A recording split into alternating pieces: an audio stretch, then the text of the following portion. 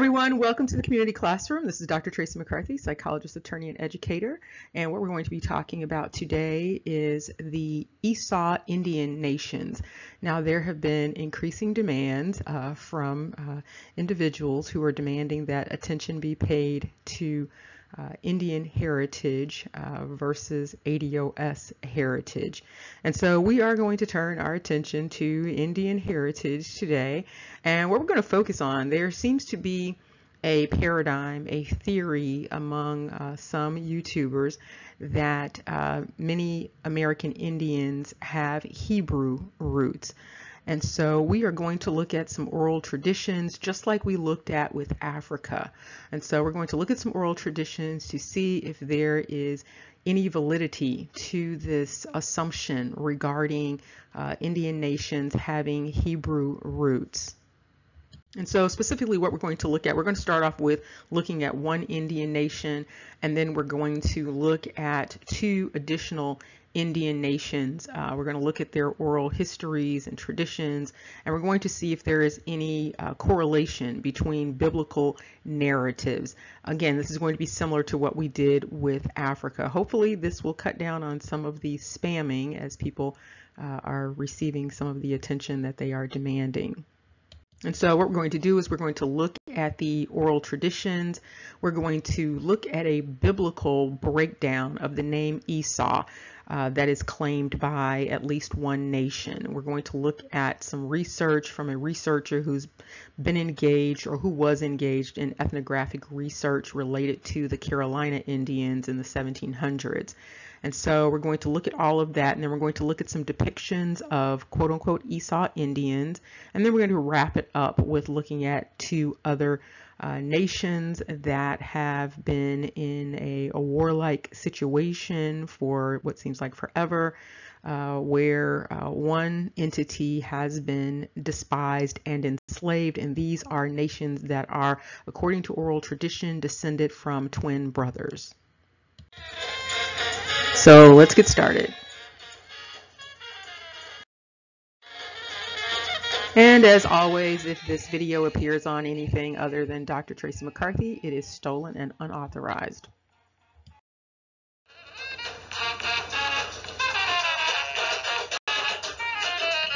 And first, we're going to turn our attention to the importance of oral tradition.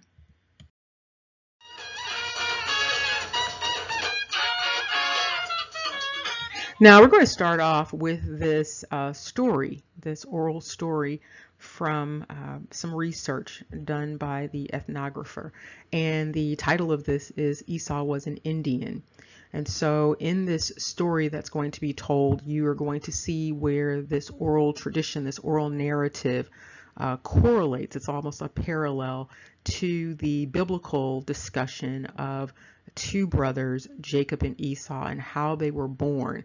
Now, this story gives a slightly different twist in terms of the understanding of the births. And so we're going to look at that, and perhaps it will give some individuals a better understanding of this story that clearly has some biblical correlations. And the story started off with, Esau was an Indian.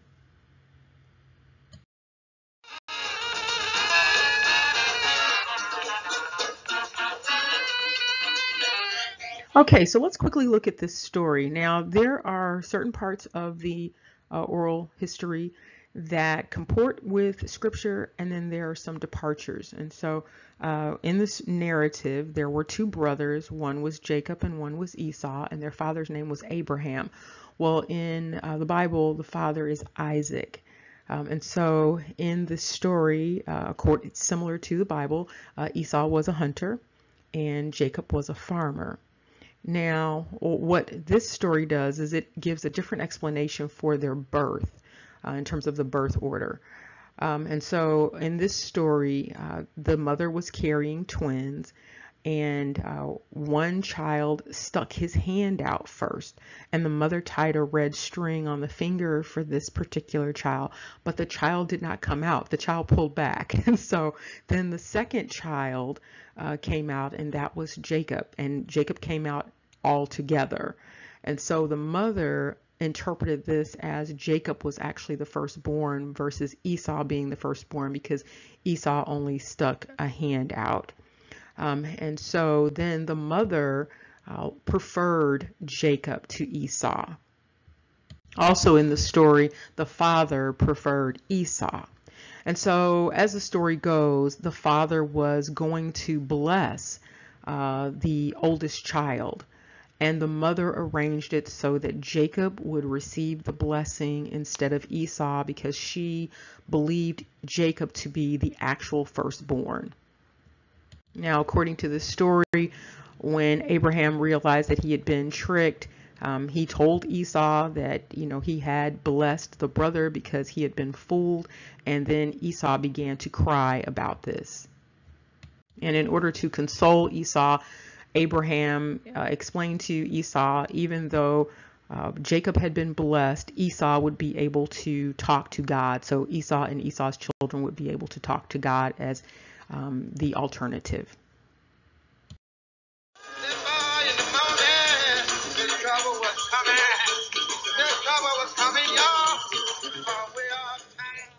Okay, so this is the biblical breakdown. This is in Strong's Concordance. You can use your own Strong's Concordance, or you can go on the internet.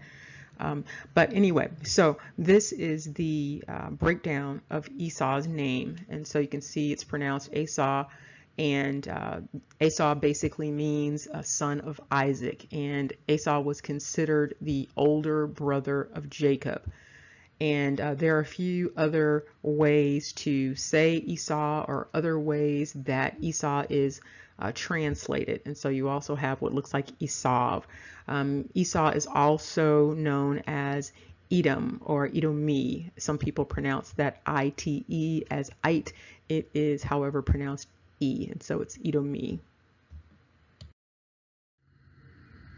And you can see where Esau also has a Hebrew origin of E-S-A-V, still meaning son of Isaac.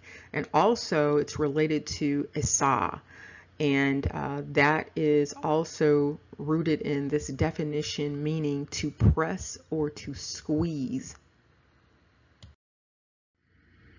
And here Esau is also known as Edom, and also that is related to Edom.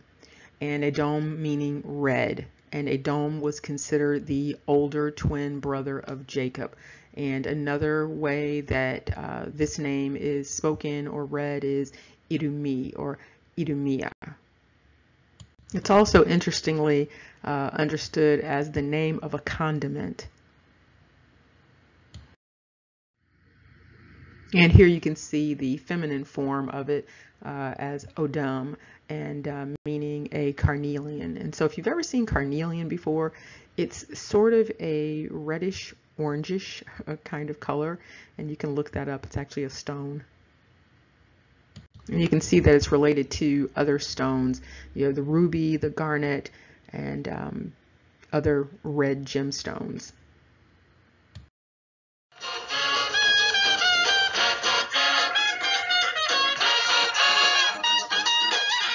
And here you can see a little bit more information regarding Esau's descendants, and so also known as Edom's descendants. And so there's a narrative. It describes Esau as taking wives from the daughters of Canaan, and Adah was the daughter of Elon the Hittite, and that became Esau's wife. And then you can also see the children that Adah birthed, and that were Esau's descendants. And so you can see the names, and again, just like as in Africa, you will find that you can see some of these names in current times. And you can see that it talks about where Esau settled, and you can also see that Esau is considered the father of all of the Edomi.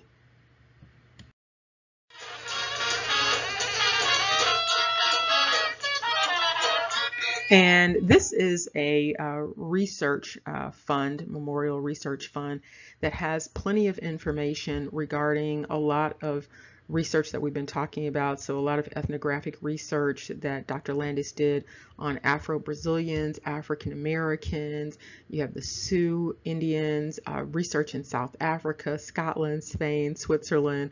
So this researcher was all over the place and has provided a wealth of information.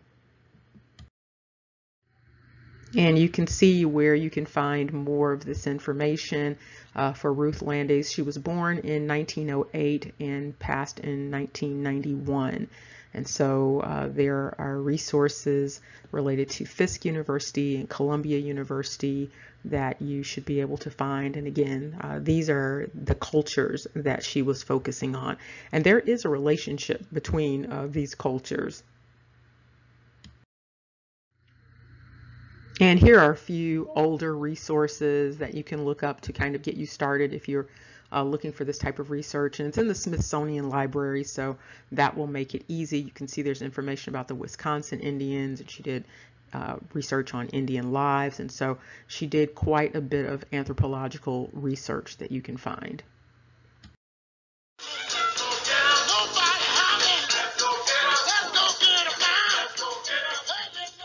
Okay, some people are probably saying, okay, what's the name of the Indian tribe, the Indian nation? And it is the Catawba, the Katabi, also known as Esaw. And so there was research on the Carolina Indians back in the 1700s, and this was discovered then. And so this is not a new story that was just recently invented about the identity.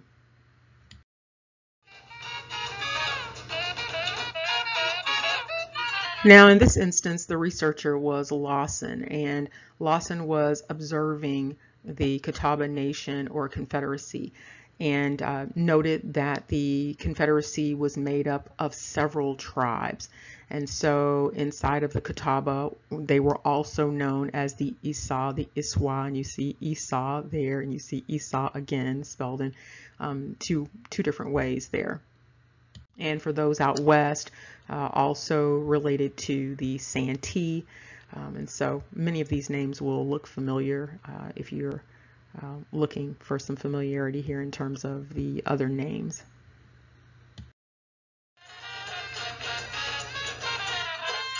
Another thing to note is that they were related to the Guattari, and that's spelled with that G-U-A, which is very close to Guatemala. And so that's something to note. And so there may be a significant relationship there that people might want to research a little further. And you can also see that there's research that was done for the UK. You've got historyfiles.co.uk, and then you have John Lawson's the North Carolina History Project, and that was from 1674 to 1711. And you can see the electronic version of this research too. It's a new voyage to Carolina, and it contains an exact description and natural history of that quote-unquote country, together with the present state. And this is John Lawson's research from 1674 to 1711, and there was funding received for this, and the resources are available through the University of North Carolina at Chapel Hill.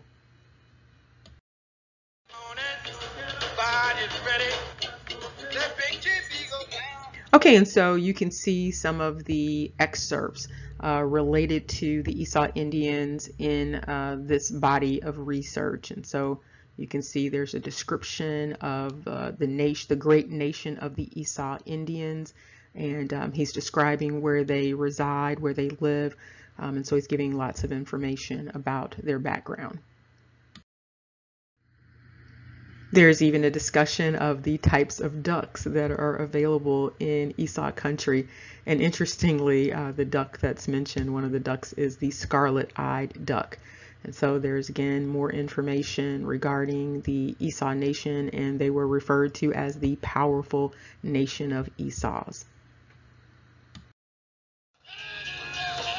And now we're just going to look at some depictions of individuals historically who have been identified as Esaw or Catawba.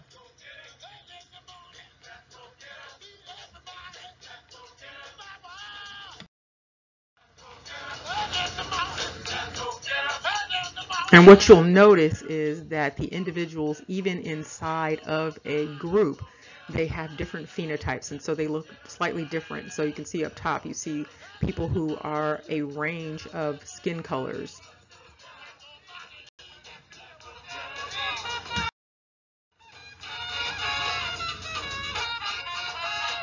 And then in Charlotte, North Carolina, you have the Catawba Church.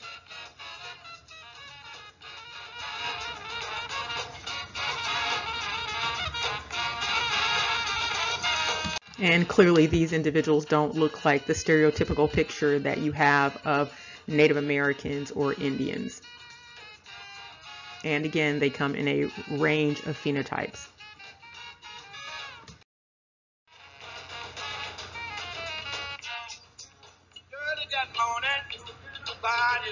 And here is another group, and their phenotype looks a little bit more similar in terms of going throughout the group versus the other groups that we looked at.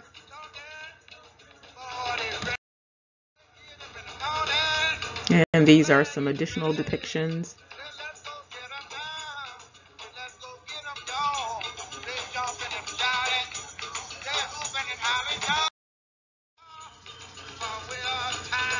And these are some additional depictions. And you can easily see how someone would see someone who looks like these depictions and mistake them for or call them Indians, as in East Indians.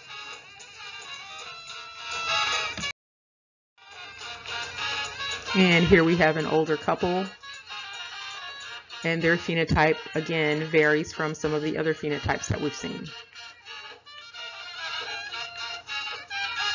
In fact, they look like siblings.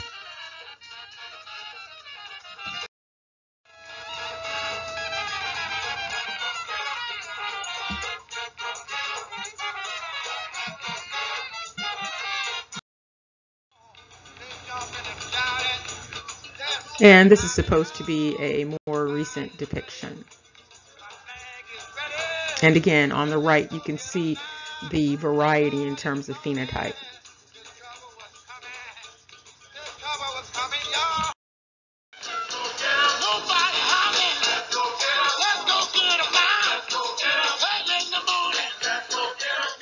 Okay, now let's look at the other groups here. So we've got a couple of other nations here. We have the Chickasaw and the Choctaw, and if you've been paying very close attention, you can already imagine which of the groups is probably identified as Esau or Esaw.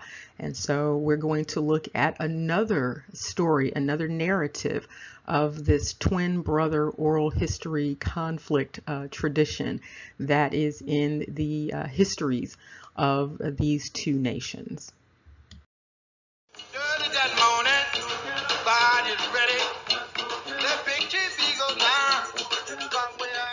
Okay, historically, the Chickasaw and Choctaw have engaged in significant warfare, and the Chickasaw and Choctaw have two stories in terms of their origin and in terms of their migration. This Chickasaw migration story basically says that the Chickasaw and the Choctaw were once one people, and that's a part of their migration story. And there are other versions, however. Now, regardless of the version of the migration story for the Chickasaw, pretty much they all involved a lengthy journey going from the west, and they were following what was known as a sacred leaning pole.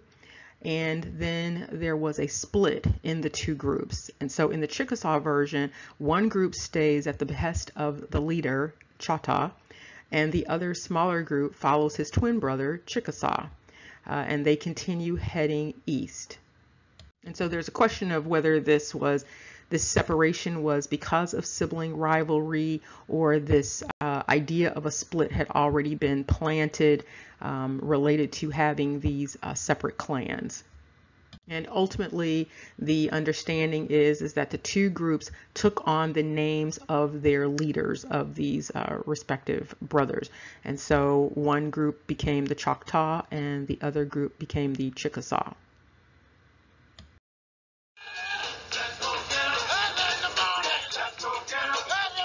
And as would be expected, the Choctaw have a different story of what took place.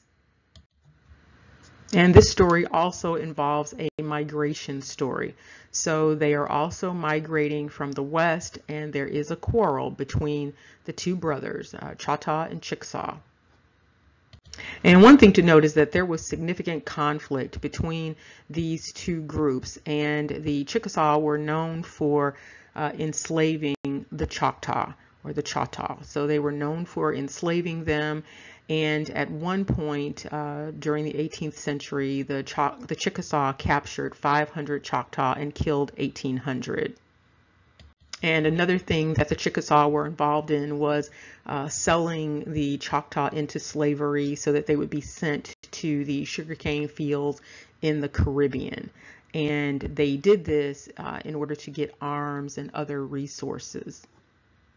And many people will say that the Europeans were the cause of the enslaving, but this enslaving apparently was taking place, this warfare was taking place prior to the Europeans coming, but the European contact appeared to escalate some of the conflict that was already there. And again, this sounds very similar to, if you recall the discussions about Africa, this sounds very similar to what took place in Africa.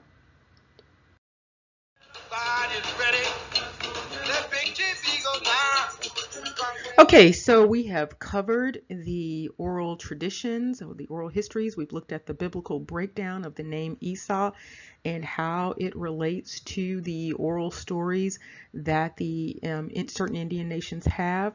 We looked at the history of the Carolina Indians in the 1700s, and we also looked at some references, some materials that you can look at if you want to do a little bit more digging on this topic.